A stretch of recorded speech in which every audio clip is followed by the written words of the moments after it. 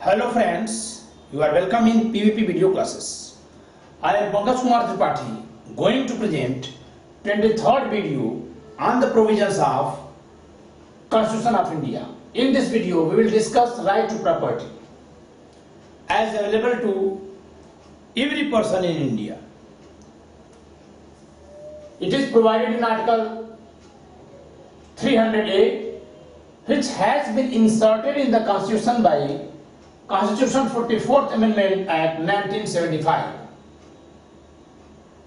which repeals Article 31 and 19F, in which right to property was earlier provided as fundamental right.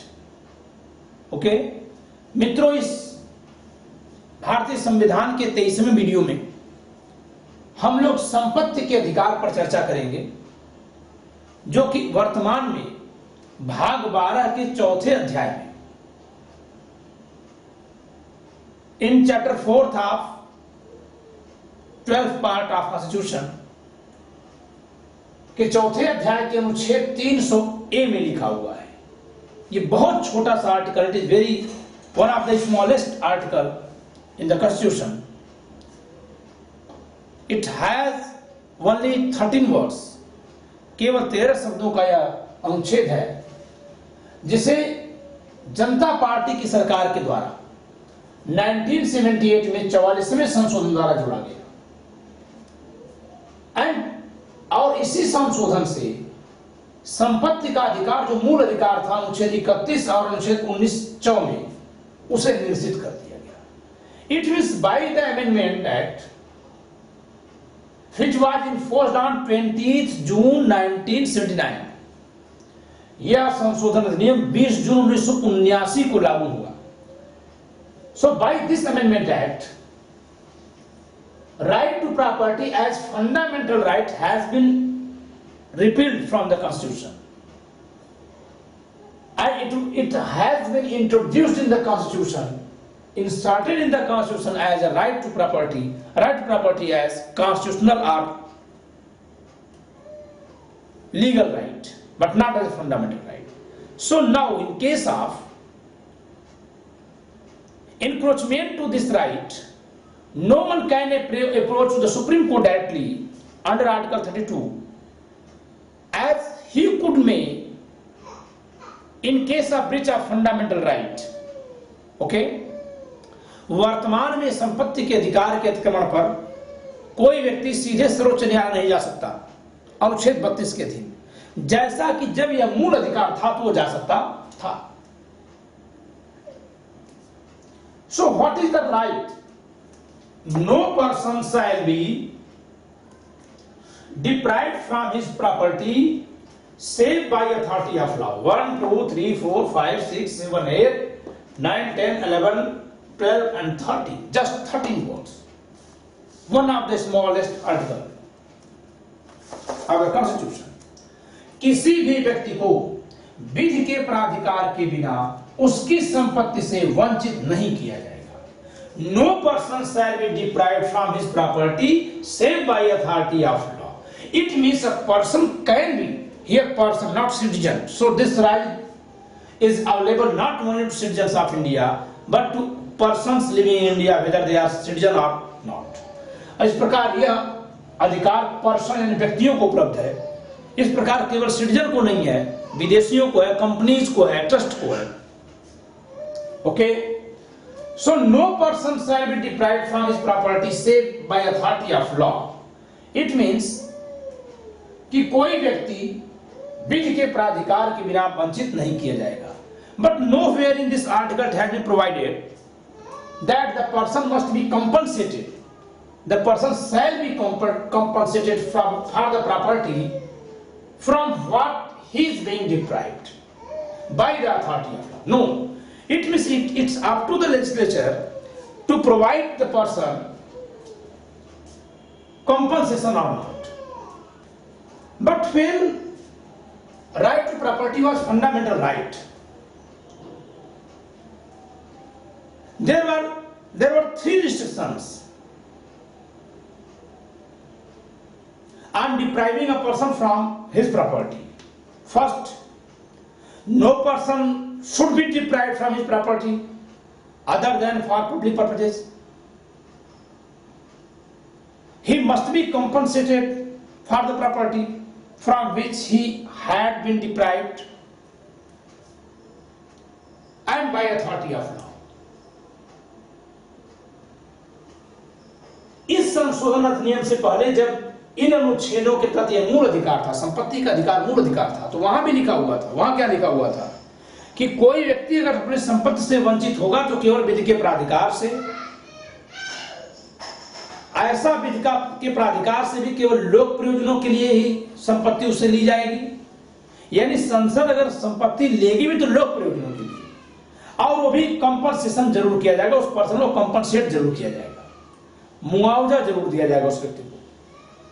इस प्रकार यह fundamental right था, but when it was converted into a legal right, just a constitutional right from fundamental right. Now it is a constitutional right, a legal right. Okay, constitutional right, a legal right. वर्तमान में यह केवल एक संवैधानिक अधिकार है, वैधानिक अधिकार है, मूल अधिकार नहीं। Then the person who is being deprived from his property has no right to demand for compensation under this article. इस अनुच्छेद के तहत इस तरह से मुआवजा मांगने का अधिकार नहीं है। Just he can claim that he should be deprived, he must be deprived from his property only by authority of law, but not by any other way. वह केवल इतना कह सकता है कि उसे केवल विधि के प्राधिकार से वंचित किया जाए, अन्यथा नहीं। Only by parliament, only by state legislature, but not by executive. But he can not claim for compensation. But there are two exceptions. In two exceptional situations, the Constitution of India provides that the person or institution or community must be compensated at market value for the property from which he is being deprived. कि कुछ अनुच्छेद ऐसे हैं, like article 30 clause 1 sub clause A, article 30 clause 1 sub clause A, अनुच्छेद 30 एक को article 31 ए, अनुच्छेद 30 एक को में क्या लिखा हुआ है कि कोई माइनॉरिटी एजुकेशनल इंस्टीट्यूशन की अगर प्रॉपर्टी है और उससे उसको डिप्राइव किया जा रहा है, then he must be compensated at market value. Article 31 A, okay, अनुच्छेद 30 एक को okay, it has been inserted by 44th Amendment Act 1978. By this Amendment Act, Article 31A has been inserted. It provides as, in making any law providing for the compulsory acquisition of any property of any educational institution established and administered by a minority, referred to in clause 1 of Article 30, the state shall ensure that the amount fixed by or determined under such law for the acquisition of such property is such as would not restrict or abrogate the right guaranteed under that clause. खंड 1 में निर्दिष्ट किसी अल्पसंख्यक वर्ग द्वारा स्थापित और प्रशासित शिक्षण संस्था की संपत्ति के अनिवार्य अर्जन के लिए उपबंध करने वाली विधि बनाते समय राज्य सुनिश्चित करेगा कि ऐसी संपत्ति के अर्जन के लिए ऐसी विधि द्वारा नियत या उसके अधीन अवधारित रकम इतनी हो कि इस खंड के अधीन, खंड 1 के अधीन, अनुच्छेद 30 खंड 1 के अधीन प्रत्याभूत अधिकार निर्बंधित या निराकृत न हो जाए। यानी माइनॉरिटी के द्वारा अंदर आर्टिकल 30 क्लॉज 1 में अगर कोई एजुकेशनल इंस्टीट्यूट एस्टेब्लिश की गई है और उसकी प्रॉपर्टी का कंपल्सरी एक्विजिशन हो रहा है, अनिवार्य अर्जन हो रहा है, then the community must be compensated at market value. ठीक है, बाजार मूल्य पर उसको जरूर किसी हर एक अवस्था में क्या मिलना चाहिए, मुआवजा मिलना चाहिए। It is fundamental right of the community because it has been provided under article 31A and article 30 is a fundamental right. तो ये उसका मूल अधिकार है। So even after repealing article 31 and 19F, in case of acquisition of minors educational property, getting compensation would be fundamental right of the community. अगर अल्पसंख्यक वर्ग की शिक्षण संस्थान की संपत्ति का अर्जन किया जा रहा है, इट मे बी एक्वायर्ड, तो उसका अर्जन किया जा सकता है, किंतु उसे मुआवजा पाने का पूरा मौलिक अधिकार है। Okay, and the second is under article 31A, that is 31A clause 1. Okay, in case of the proviso article 1 and in second proviso, परंतु यह और कि जहां किसी विधि में किसी संपदा के राज्य द्वारा अर्जन के लिए कोई उपबंध किया गया है और जहां उसमें समाविष्ट कोई भूमि किसी व्यक्ति के अपने जोत में है, वहां राज्य के लिए ऐसी भूमि के ऐसे भाग को जो कि किसी तत्सम प्रवृत्ति विधि के अधीन उसको लागू अधिकतम सीमा के भीतर है, सीलिंग से ज्यादा नहीं है, कम है। एक तो जोत है, एग्रीकल्चरल लैंड है और उस सीमा से कम है, यानी सीलिंग एक्ट में नहीं है, ज्यादा एक्सेस लैंड नहीं है, ठीक है, के भीतर है, या उस पर निर्मित या उससे अनुलग्न किसी भवन या संरचना को अर्जित करता है। जहां राज्य अधिकतम जोत सीमा के भीतर जमीन रखने वाले व्यक्ति की कोई जोत अर्जित करता है या उस जोत पर बने किसी घर या मकान की जमीन को अर्जित करता है,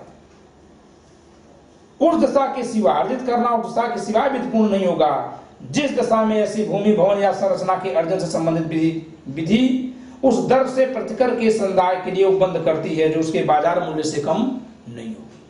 तो यहां आर्टिकल 31A सब क्लास 1 लास्ट प्रोविजो के अंतिम पैरा में agricultural land not more than ceiling, अधिकतम जोत से ज्यादा नहीं अगर है, उसको एक्वायर किया जा रहा है, उसका अर्जन किया जा रहा है, तो भी बाजार मूल्य पर मुआवजा पाने का अधिकार मौलिक अधिकार, that is fundamental right because it has been provided in part 3 of constitution.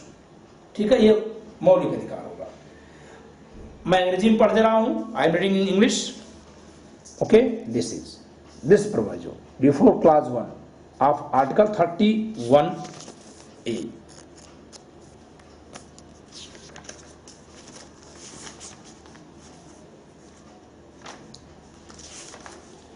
this is 31A. Okay, 31A last proviso of 31A clause 1 last proviso. Okay, this proviso क्या लिखा हुआ है, provided further that where any law makes any provision for the acquisition of the property of any state and where any land comprised therein is held by a person under his personal cultivation, agricultural land, it shall not be lawful for the state to acquire any portion of such land as is within the ceiling limit applicable, within the ceiling limit, not more the ceiling limit. Such kind of fundamental right is available only in case of within ceiling limit, applicable to him under any law for the time being in force, or any building or structure standing thereon or appertaining thereto, unless the law relating to the acquisition of such land, building or structure provides for payment of compensation at a rate which shall not be less than the market value thereof. तो ऐसे में दो जगह पे मुआवजा पाने का मौलिक अधिकार अभी भी है, article 31A class 1 last proviso and article 31A अनुच्छेद 30(1) में और अनुच्छेद 31 के पैरा के क्लास 1 के लास्ट प्रोविजो में दो जगह आज भी fundamental right to get compensation in case of acquire of property. ठीक है, संपत्ति से वंचित किए जाने पर मुआवजा पाने का मौलिक अधिकार है, but nothing else, but never other. ठीक है, अन्यथा कहीं ऐसा अधिकार नहीं है। What is the real position of right to property right now? Right to property right now is not a fundamental right, because to be fundamental right, a right must be provided in part 3 of Constitution. So it is not a fundamental right, okay, but it is a constitutional right because it has been provided in Constitution, like right to vote, right to contest election. This is a right. This is a constitutional right. So if it is asked to you in an exam that whether it is fundamental right or constitutional right, the answer would be constitutional right. But if it is asked that whether it is a legal right or constitutional, then even the answer would be constitutional right, because all legal rights are legal right, whether it is fundamental right or non-fundamental right, but constitutional right. Even fundamental right is constitutional right, because all rights provided in Constitution is constitutional right. सभी अधिकार जो संविधान में लिखे हुए हैं वो क्या है? संवैधानिक अधिकार है। And all rights in law, either in Constitution or other than Constitution, are legal right. और सभी अधिकार जो संविधान में हो चाहे बाहर, वो सब वैधानिक अधिकार है। So all rights provided in Constitution are constitutional right because it has been provided in Constitution, and as well as it is legal right. तो ये विधिक अधिकार भी है और संवैधानिक अधिकार है। But the nearer answer is, the closer answer is, it is constitutional right. So if it is asked to you about a right which has been provided in Constitution, that whether the right is a constitutional right or a legal right, then the answer would be it is constitutional right, though it is a legal right, but the nearer answer, the closer answer would be constitutional right. But if it has been provided in part 3 of the Constitution and there is an option as an alternate answer, there is an option fundamental right, then the closer answer, the genuine answer, the rational answer would be it is fundamental right, because all the rights provided in the Constitution are constitutional right, but only those rights which have been laid down in part 3 of the Constitution would be fundamental right. So then the answer would be fundamental. But for right to property, if there are 3 options, nature of right to property is whether it is constitutional right or legal right or fundamental right. It is legal right and constitutional right, but not fundamental right. Okay. Then what would be right to say that is a legal right or constitutional right? The right answer would be constitutional right, because this is closer answer. This is close answer. Legal right may be in Constitution or other than Constitution, but because it is in Constitution, so being legal right is constitutional right. So the nearest answer is constitutional right. यदि आपसे पूछा जाता है कि संवैधानिक अधिकार की प्रकृति क्या है, तो आप क्या बताएंगे? आपको बताना होगा कि संपत्ति का अधिकार वर्तमान में संवैधानिक अधिकार। यदि विकल्प में हो जाए कि मौलिक अधिकार है, संवैधानिक अधिकार है या वैधानिक अधिकार है, तो उत्तर क्या होगा? मौलिक अधिकार तो नहीं है, क्योंकि मौलिक अधिकार होने के लिए संविधान के भाग 3 में इसका उल्लेख होना जरूरी है, वहां ये नहीं है, तो ये मौलिक अधिकार नहीं है। अब आते हैं कि संवैधानिक अधिकार है कि वैधानिक अधिकार है। तो सभी अधिकार जो विधि में कहीं भी लिखे हो, चाहे संविधान में भाग 3 में अन्यथा कहीं भी, सबके सब वैधानिक अधिकार है। तो वैधानिक अनुसार लीगल राइट तो एक कॉमन आंसर हो गया। स्पेसिफिक आंसर क्या होगा? Constitutional right, संवैधानिक अधिकार. So the right answer would be constitutional right. But if in the option of the question there is no option of constitutional right, but there are 2 options, it is fundamental right or legal right, then the answer would be legal right. यदि विकल्प के तौर पे केवल 2 ही विकल्प है कि यह वैधानिक अधिकार है कि मौलिक अधिकार है, तो उत्तर क्या होगा कि यह वैधानिक अधिकार है। So right now fundamental right, right to property is not a fundamental right, but it is a legal right provided in Constitution, so it is a constitutional right. Okay? इस प्रकार संपत्ति का अधिकार वर्तमान में मूल अधिकार नहीं है, बल्कि यह एक वैधानिक अधिकार है और संविधान में उल्लिखित होने के नाते संवैधानिक अधिकार है। Okay? But if up to the limit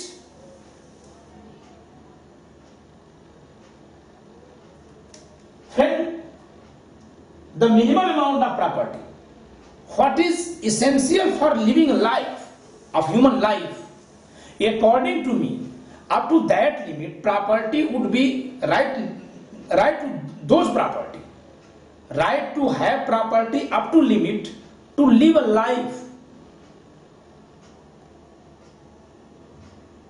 Okay, like clothes, seeds, grains, these are also right.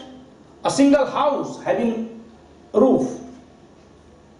According to me, this should be amounted as fundamental right under Article 21. Because for living life, every person has fundamental right to live life under Article 21. And for living life, properties are essential. So up to what limit property is essential for living a life, a normal life, according to me, it should be considered as fundamental right under Article 21. मेरे हिसाब से उतनी मात्रा तक संपत्ति जितना किसी व्यक्ति के सामान्य जीवन जीने के लिए आवश्यक है, उसे अनुच्छेद 21 के तहत उतनी संपत्ति को मौलिक अधिकार के रूप में माना जाना चाहिए। क्योंकि अनुच्छेद 21 ये कहता है जीवन जीने का अधिकार देता है। जीवन जीने के अधिकार में कपड़ा का अधिकार, भोजन का अधिकार, घर में रहने का अधिकार, ये सारे अधिकार हमारे मौलिक अधिकार हो जाते हैं। तो इतने के लिए जितनी संपत्ति चाहिए, मेरी समझ जो मिनिमम है, उसे मौलिक अधिकार माना जाना चाहिए अनुच्छेद 21 के तहत। एज राइट टू लाइफ, जीवन जीने के अधिकार के रूप में having such amount of property should be considered as fundamental right. उतनी मात्रा तक संपत्ति रखने को मौलिक अधिकार माना जाना चाहिए। और अगर उसे भी छीना जा रहा है, then it would be violation of, it would be considered as violation of fundamental right under article 21। Okay, अगर उसे भी कहीं छीना जा रहा है तो मेरी समझ से उसे अनुच्छेद 21 के तहत मौलिक अधिकार का उल्लंघन माना जाना चाहिए। उसके आगे जो प्रॉपर्टी, जो सरप्लस प्रॉपर्टी है, that should be considered as, according to me, it's my own view, according to me, मेरे अनुसार उसके आगे जो संपत्ति है उसे right to property under article 300A माना जाना चाहिए। तो मैंने संपत्ति को मात्रा के आधार पर और आवश्यकता के आधार पर दो वर्गों में बांट दिया। वह न्यूनतम मात्रा जो जीवन की आवश्यकता की पूर्ति के लिए जरूरी है, संपत्ति की वह न्यूनतम मात्रा जो किसी व्यक्ति के जीवन जीने के लिए आवश्यक है। मेरी समझ से वह संपत्ति के अधिकार में नहीं है, बल्कि वह मौलिक अधिकार में अनुच्छेद 21 की विषय वस्तु है। और यदि किसी व्यक्ति को उससे वंचित किया जा रहा है तो मेरी समझ से वह अनुच्छेद 21 के अधीन उसके मूल अधिकार का अतिक्रमण है और वहां वह सुप्रीम कोर्ट में जा सकता है सीधे अनुच्छेद 32 के तहत, और उसे वो सारे प्रोटेक्शन और उपचार मिलने चाहिए, संरक्षण और उपचार मिलना चाहिए जो किसी मौलिक अधिकार के भंग पर मिलता है। All protections and reliefs should be available to him what are available in case of violation of encroachment of fundamental right under part 3 of Constitution। लेकिन जो उससे ज्यादा प्रॉपर्टी है उसे हम संपत्ति के अधिकार अनुच्छेद 300 क के तहत माने। It is my own classification, my own view. Okay, ये मेरा अपना विचार है और मेरे अपने संकल्पनाएं हैं। Okay,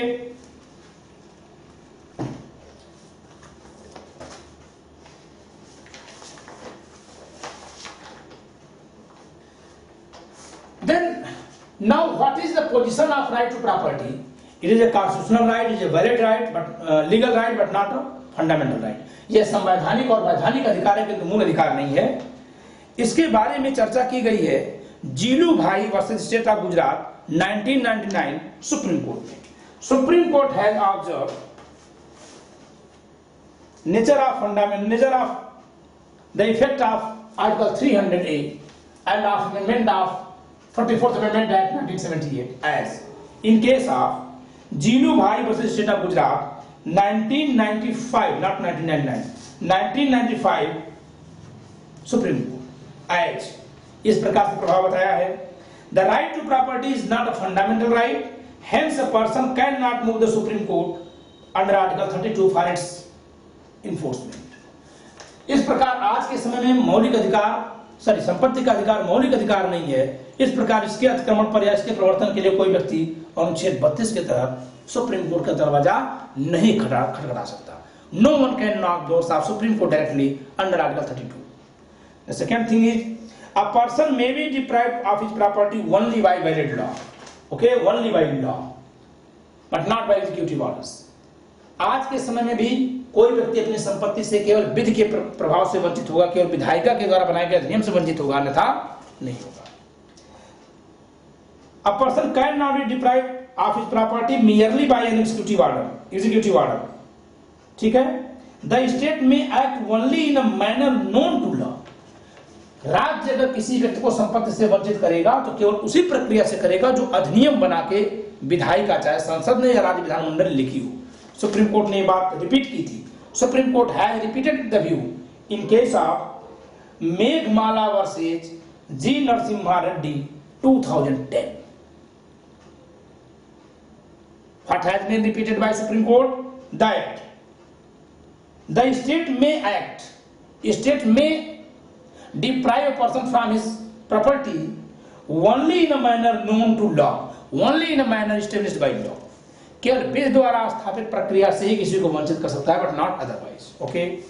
The fourth position is, if the law deprives a person of his property without payment of any compensation, he shall have no remedy in law. It means no person has right to get compensation as right to property under Article 300A. कोई व्यक्ति जिसे राज्य विधि के द्वारा वंचित कर रहा है संपत्ति से, वह मुआवजे की मांग अधिकार के रूप में नहीं कर सकता, क्योंकि संपत्ति से वंचित न होने के अधिकार में मुआवजा का अधिकार नहीं है. सिर्फ इतना अधिकार है कि संपत्ति से केवल विधि से वंचित होगा, अन्यथा नहीं. Okay. Except Article 31A and Article 31A Clause 1 last provision. ठीक है, जिसको मैंने पहले ही चर्चा कर दी. केवल अनुच्छेद 30(1) को और अनुच्छेद 31 को उपखंड 1 के पहले अंतिम परंतु को छोड़कर कहीं भी मुआवजा पाने का अधिकार नहीं है. Okay.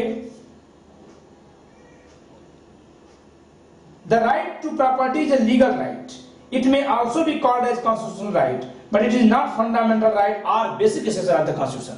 Supreme Court clarified it that right to property is not fundamental right. कि वर्तमान में संपत्ति का अधिकार मूल अधिकार नहीं है. It is just a legal right or constitutional right. यह संविधान में उल्लिखित केवल एक वैधानिक अधिकार है. इस प्रकार यह संवैधानिक अधिकार है. The right is available to all persons. It is not reserved to citizens. यह सभी व्यक्तियों को प्राप्त है, न कि केवल नागरिकों. ओके. तो इस प्रकार आपने देख लिया. One thing more I would like to say here that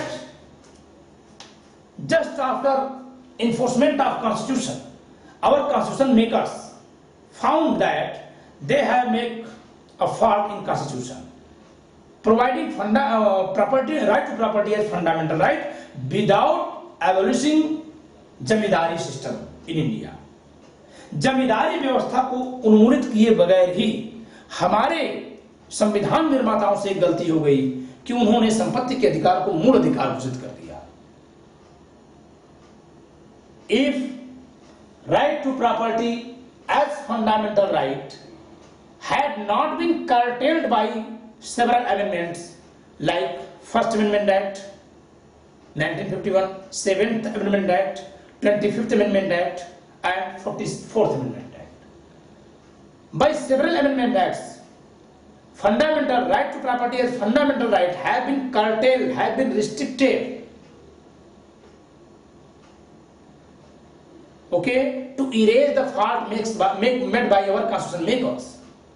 Without abolishing, without distribution of land among the Indians, our constitution makers had declared right to property as fundamental right. It would be beneficial for zamindars, for landlords, for riyasatdars, but not for common people of India. So why, just after enforcement of constitution, right to property as fundamental right as it was provided in Article 31 and Article 19F was started to be curtailed by several amendments. Okay, जैसे ही हमारे देश का संविधान लागू हुआ, संविधान निर्माताओं को अपनी भूल का अंदाजा लग गया। क्या भूल कर दी थी उन लोगों ने? देश में अंग्रेजों के जमाने में जमींदारी व्यवस्था थी और संपत्तियां सेंट्रलाइज्ड थी, केंद्रित थी, और बिना संपत्ति के वितरण के, बिना जमींदारी व्यवस्था समाप्त किए ही उन लोगों ने संपत्ति के अधिकार को मौलिक अधिकार घोषित कर दिया था। इससे क्या हो गया? जमींदारों की शक्तियां बढ़ गई।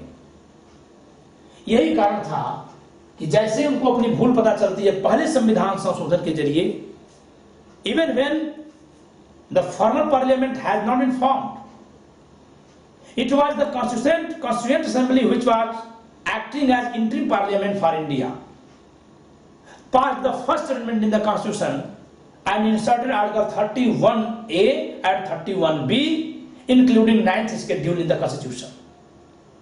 It was the constituent assembly itself which was acted as interim parliament. संविधान सभा ही अंतरिम संसद के तौर पे काम कर रही थी। Though it was dissolved as constituent assembly on 26 November 1949, but even constituent assembly was running as interim parliament in India, and the first amendment in constitution has been made by that interim parliament, okay, which has passed, which has made the constitution of India in capacity of constituent assembly of India. Bharat की संविधान सभा ही भारत का संविधान लागू होने के बाद से और उसके पहले से भी भारत की संविधान सभा दो रूप में काम करती थी। वो भारत के अंतरिम संसद का भी कार्य कर रही थी और संविधान बनाने का भी। संविधान बन जाने पर just after making the constitution, constituent assembly has been dissolved on 26 November 1949। संविधान पारित होते ही 26 नवंबर 1949 को संविधान सभा विघटित कर दी गई थी। But it was acted as interim parliament for India till constitution of formal parliament for India in 1952। 1952 में संसद, औपचारिक संसद के गठन तक, चुनाव हो जाने तक भारत की वह संविधान सभा भले संविधान सभा के रूप में विघटित हो गई थी, लेकिन अंतरिम संसद के रूप में वही कार्य कर रही थी। और भारत के संविधान में पहला संशोधन जो किया गया, through which fundamental right to property has been curtailed, जिसके जरिए संपत्ति के अधिकार को मूल अधिकार के, संपत्ति के अधिकार को मूल अधिकार के रूप में जो लिख दिया गया, तो उसे सीमित किया गया, उसे काटा छाटा गया। वो पहला संविधान संशोधन और भारत की संविधान सभा जो अंतरिम संसद के रूप में कार्य कर रहे थे उसने ही किया था। Why this amendment has been made, has been passed? Because a fault has been made by constitution maker. क्योंकि हमारे संविधान निर्माताओं से एक बड़ी भारी गलती हो गई थी। जमींदारी व्यवस्था को समाप्त किए बगैर ही उन लोगों ने संपत्ति के अधिकार को मूल अधिकार घोषित कर दिया था। So now it has been clarified by several amendments that right to property is not a fundamental right, it is just a legal right, constitutional right. Okay, thank you. इस प्रकार तमाम संशोधनों के जरिए साबित हो चुका है और स्पष्ट कर दिया गया है कि भारत में संपत्ति का अधिकार मूल अधिकार नहीं बल्कि एक संवैधानिक अधिकार है, वैधानिक अधिकार है। धन्यवाद।